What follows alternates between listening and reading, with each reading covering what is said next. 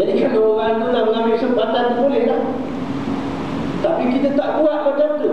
Walaupun kita tinggal seorang, kita tak buat. Kita jaga puasa kita. Kita tak makan, kita tak minum. Nak cerita ni kita ni begitu konsisten. Menyebabkan itulah yang dikatakan fa'innahu li wa ana ajzibi, kata Allah. Kerana hamba puasa itu kerana aku. Dia bukan aku, ditakutkan aku, dia tak buka puasa dia. Letih macam mana pun tak buka puasa dia. Sebab ditakutkan aku. Akulah yang akan balas. Berapa banyak Allah Subhanahu wa ta'ala balas pada puasa kita, kita pun tak tahu. Ada hadis menyebutkan amal-amal kita ni diganjar oleh Allah Subhanahu wa ta'ala 10 kali ganda hingga 700 kali ganda. Banyak, 10 hingga 700 kali ganda. Melainkan puasa. Puasa tak sebut berapa nak bagi. Nak cerita dia begitu boleh sangat Allah Subhanahu wa ta'ala simpan pahala puasa itu untuk bagi khas pada kita. Maka sebab itu tuan-tuan rahmati Allah Subhanahu wa ta'ala, kita kena jaga sangat-sangat.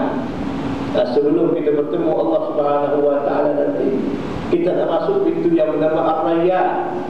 Pintu ini dikhaskan untuk orang-orang yang berpuasa. Kalau kita buat amal-amal lain, banyak lagi yang pintu kita boleh masuk. Dan cerita kepada kita ni, puasa untuk puasa saja pun ada pintu khas yang namanya pintu Ar-Rayyan. Tuan-tuan rahmati Allah Subhanahu wa ta'ala. Jadi kita banyaklah amal-amal Ramadan ini. Antara yang saya nak sebut kat sini berkali mengenai baca Quran. Al-Quran itu merupakan Allah, perkataan Allah Subhanahu wa ta'ala, Al-Munazzal biwasat Jibril alaihi salam, diturunkan melalui perantara Jibril alaihi salam.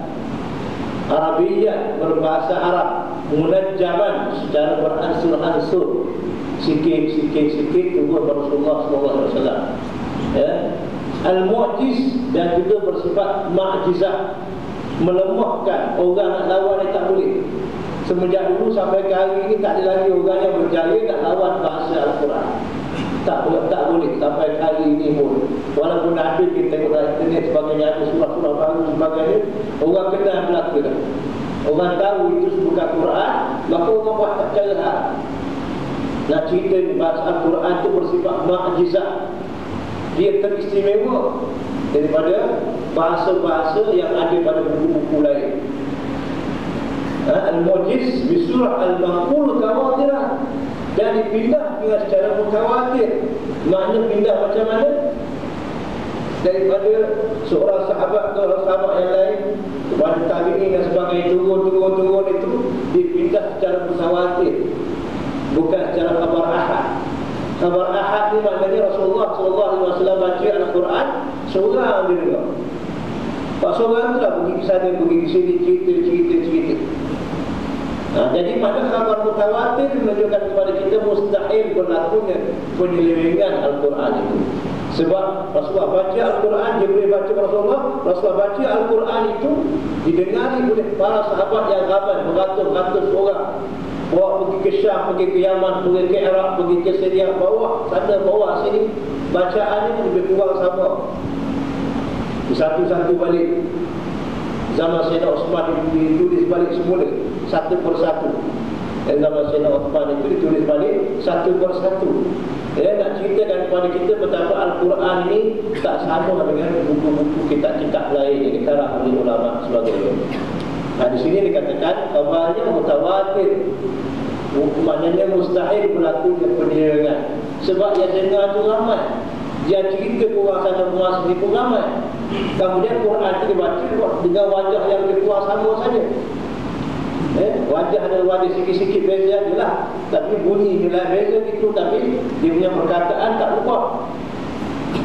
Sehinggalah sampai ke zaman Sayyidina Abu Bakar As-Siddiq radhiyallahu anhu, ketika mana Rasulullah wafat, maka Sayyidina Abu Bakar ganti sebagai khalifah. Tugasnya ialah untuk memerangi golongan riddah. Ramai sangat orang murtad.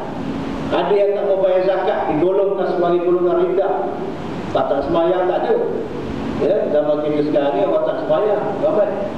Bayar zakat tak tahulah, makin ramai lagi. Kan? Maknanya orang tak bayar zakat pun diisytiharkan sebagai murtad di sini Abu Bakar As-Siddiq radhiyallahu anhu. Mula-mula